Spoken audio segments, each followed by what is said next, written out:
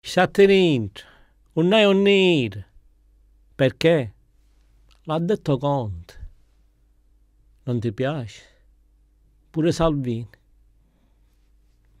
Vedi che fa la fine di Zingaretti, che per andare alla movida milanese si è beccato il virus.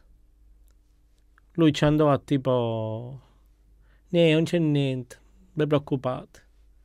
E invece si è beccato il virus. Pure lui. Pure tu lo devi prendere. Stati dentro, non è un nero.